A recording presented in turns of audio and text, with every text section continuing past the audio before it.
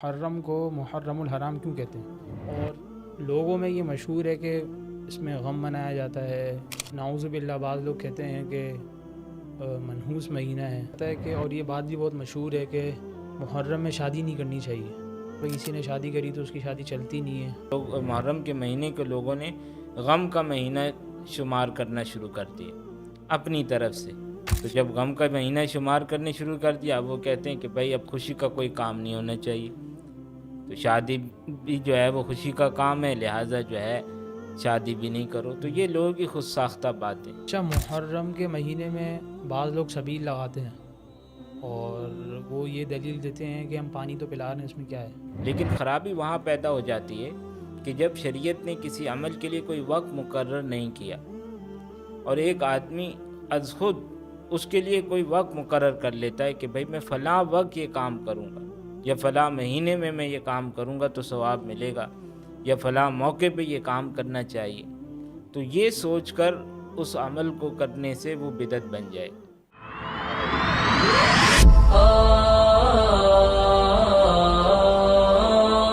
السلام علیکم ناظرین کرام، میں ہوں ودین الہی. اے آر میڈیا کے پروگرام آپ کے مسائل کے حل میں خوش آمدید.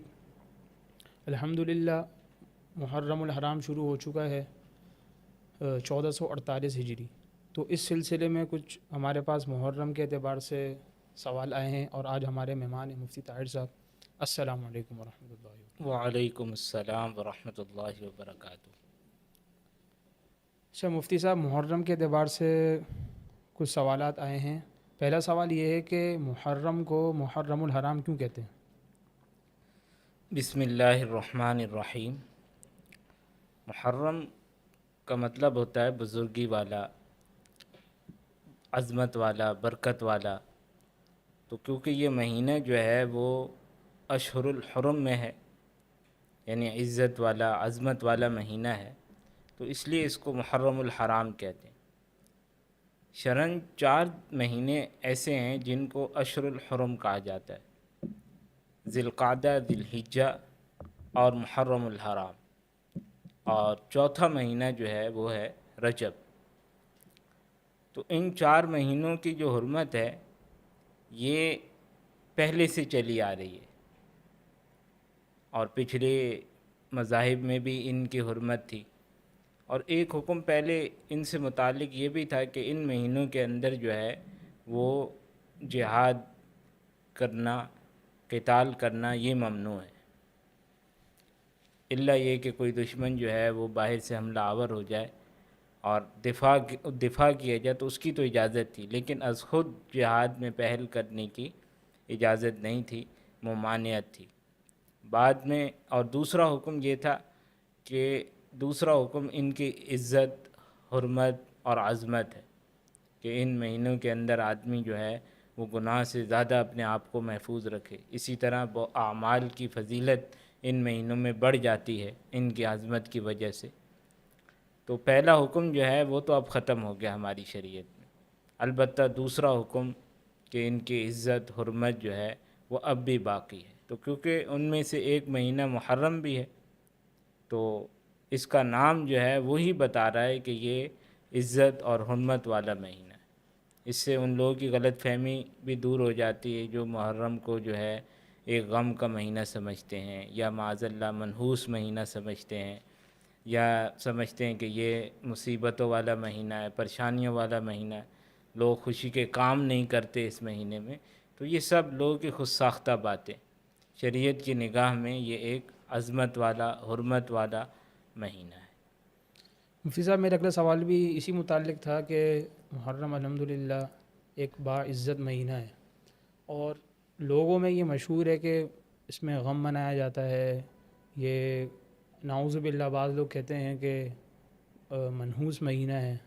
تو اس اعتبار سے ہماری کوئی شرعی رہنمائی فرمائیں.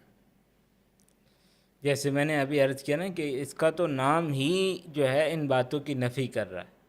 محرم الحرام یعنی عزت والا، عظمت والا اور پاکیزہ مہینہ جو ہے وہ محرم الحرام ہے. اس کی ایک حرمت ہے، اس کی ایک عظمت ہے. تو یہ عظمت ہونا اس بات کی دلیل ہے کہ یہ جو غلط قسم کی باتیں لوگوں کے درمیان رائج ہیں ان کی شریعت میں کوئی اصل نہیں، بلکہ شریعت تو اس کی نفی کرتی۔ اور جہاں تک غم بنانے کی بات ہے تو شریعت نے اس کے لیے بھی کچھ اصول مقرر کی۔ جو کسی عورت کا جو ہے شوہر فوت ہو جائے اس کے لیے 4 مہینے 10 دن عدت ہے، سوگ ہے۔ اسی طریقے سے اگر جو ہے وہ کسی کا رشتہ دار جو ہے وہ انتقال کر جاتا ہے تو اس کے لیے بھی زیادہ سے زیادہ 3 دن سوگ کی اجازت ہے، لیکن اس سے زیادہ جو ہے وہ اجازت نہیں ہے کہ آدمی جو ہے وہ غم منائے۔ اور پھر جو سوگ وغیرہ ہے اس میں بھی شریعت نے ہمیں یہ پابند کیا ہے کہ آدمی جو ہے وہ ایسا کوئی کام نہ کرے جو آدمی کا اختیاری ہو، مثال کے طور پہ اونچی آواز سے رونا اور جو ہے گربان پھاڑنا، ان تمام چیزوں کو جاہلیت کا عمل قرار دیا گیا۔ تو جب آدمی مثال کے طور پہ کسی کا انتقال ہو گیا تو 3 دن جو سوگ کی اجازت دی جا رہی ہے، اسی طرح 4 مہینے 10 دن جو ہے وہ بیوہ عورت کو اس کے خاوند کے لیے جو ہے عدت کا حکم دیا جا رہا ہے اور سوگ کا حکم دیا جا رہا ہے، تو اس کے لیے ان چیزوں کی اجازت نہیں ہے کہ وہ اس کے اندر جو ہے وہ ماتم کریں اور جو ہے کوئی ایسا طریقہ اختیار کریں جس سے غم کا اظہار ہوتا۔ ہاں، جو چیزیں بے اختیاری ہیں، بے اختیار کوئی غم یاد آ گیا، بے اختیاری طور پر آنسو نکل آئے اور دل غمگین ہو گیا، اس پہ کوئی پکڑ نہیں، لیکن کوئی بھی ایسا کام غم کے لیے اختیار کرنا کہ جس سے غم کا اظہار ہوتا ہو، جیسے غم کے اظہار کے لیے کالے کپڑوں کا پہننا، اسی طریقے سے رونا دھونا، مرثیے پڑھنا، اور جو ہے وہ سینے چاک کرنا، گربان چاک کرنا، سینے پیٹنا اور چہرے پیٹنا، بال نوچنا، یہ تمام وہ چیزیں ہیں جو شرعاً ممنوع ہیں، ان کی اجازت نہیں، اور یہ محرم الحرام کی حرمت اور عظمت کے بھی خلاف ہے۔ اچھا، جب محرم کا مہینہ شروع ہوتا ہے تو ایک چیز یہ دیکھی جاتی ہے کہ ایک وظیفہ گردش کرنا شروع کر دیتا ہے، ہر کوئی اپنے اسٹیٹس پہ لگا رہا ہوتا ہے اور شیئرنگ ہو رہی ہوتی ہے اس کی کہ محرم کے پہلے دن 113 مرتبہ بسم اللہ الرحمن الرحیم پڑھنے سے برکت ہوتی ہے پورے سال۔ تو اس کی شرعی حیثیت کیا ہے؟ دیکھیں، کوئی نیک آدمی ہے، اس نے کوئی عمل کیا اور اس کو فائدہ پہنچ گیا تو اس کو کہتے ہیں کسی کا مجرب عمل۔ تو ایسی جو چیزیں ہوتی ہیں، اگر کوئی آدمی شرعاً ان کو لازم نہیں سمجھتا، ضروری نہیں سمجھتا، اور وہ صرف برکت حاصل کرنے کے لیے، جیسے بسم اللہ الرحمن الرحیم ہے، اللہ تعالیٰ کا نام ہے، اس کی بڑی برکات ہے، برکت حاصل کرنے کے لیے جو ہے وہ یہ کام کر لیتا ہے، تو شرعاً ممانعت نہیں۔ ممانعت تب ہوگی کہ جب اس کو لازم سمجھا جائے گا، سنت سمجھا جائے گا، شریعت کا کوئی درجہ دیا جائے گا، تو ایسی صورت میں یہ منع ہوگا۔ لیکن لازم اور ضروری سمجھے بغیر اگر کوئی اس پر جو ہے وہ عمل کر لیتا ہے تو اس میں شرعاً کوئی حرج نہیں ہے اور منع بھی نہیں، اس لیے بعض بزرگوں نے یہ بات لکھی ہے۔ تو اسی حیثیت کے مطابق کہ ان کو لازم اور ضروری سمجھے بغیر اگر کوئی عمل کر لے تو ممکن ہے اللہ تعالیٰ اس کو اس کی برکت سے فائدہ پہنچا دے۔ اچھا، ایک سوال یہ بھی پوچھا جاتا ہے کہ، اور یہ بات بھی بہت مشہور ہے کہ محرم میں شادی نہیں کرنی چاہیے، جیسے اگر مثال کے طور پہ کسی نے شادی کری تو اس کی شادی چلتی نہیں ہے، تو اس بات کی کیا حقیقت ہے شریعت میں؟ شریعت میں اس بات کی کوئی اصل نہیں ہے۔ یہ وہی میں نے جیسے عرض کیا نا کہ اس مہینے کو محرم کے مہینے کو لوگوں نے غم کا مہینہ شمار کرنا شروع کر دیا اپنی طرف سے۔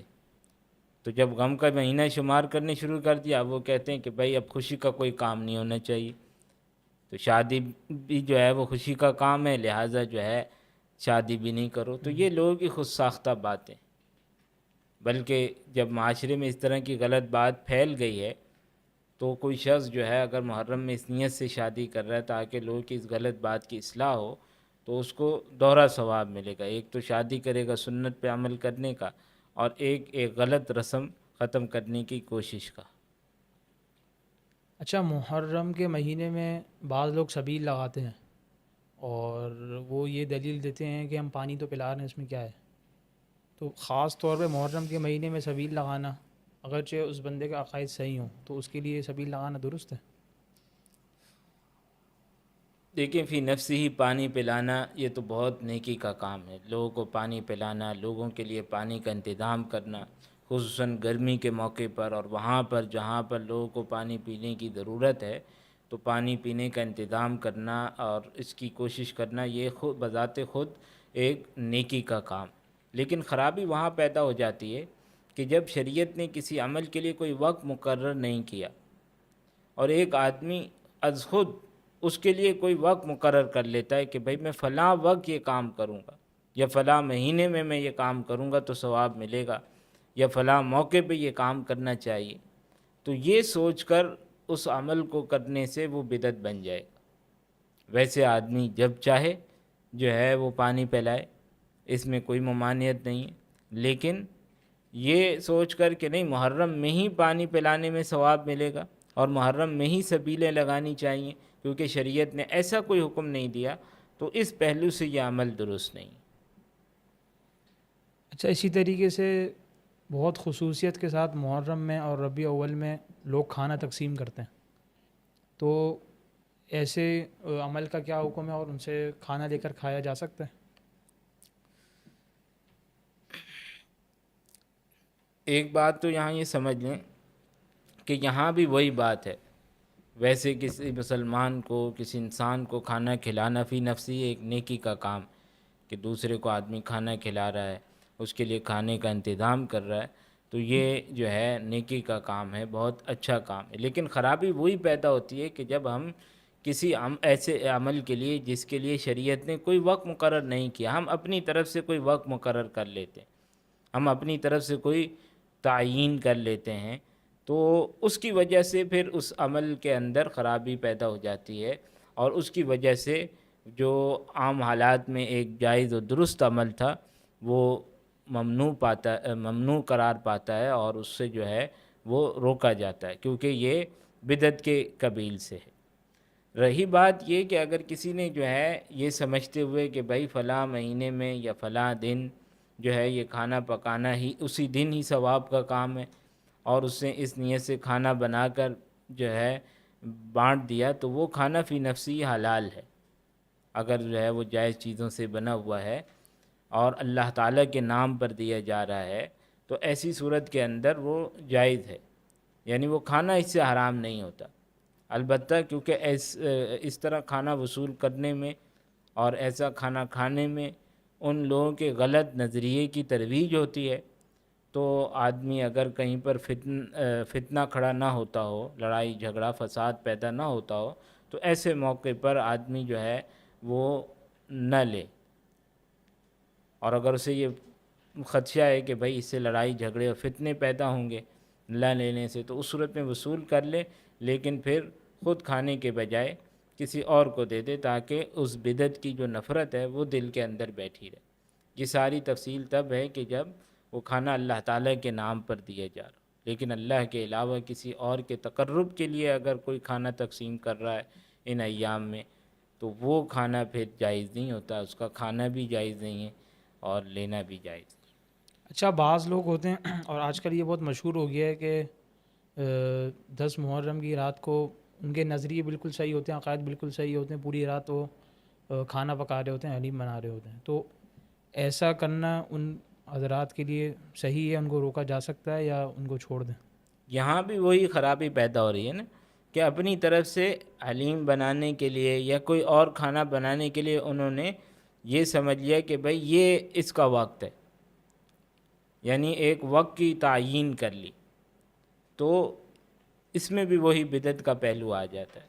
تو اس سے اجتناب کرنا چاہیے. اگر کسی کی ایسی نیت نہیں بھی ہے، وہ پھر بھی ویسے ہی بنا رہا ہے شوقیہ، تب بھی ان دنوں میں کیونکہ جو لوگ اس کو لازم اور ضروری سمجھ کے بنا رہے ہیں، ان سے کیونکہ مشابہت لازم آتی ہے اور مشابہت ہوتی ہے، تو اس مشابہت سے بچنے کے لیے آدمی ان دنوں میں تو بالکل یا ان چیزوں سے اجتناب کرے.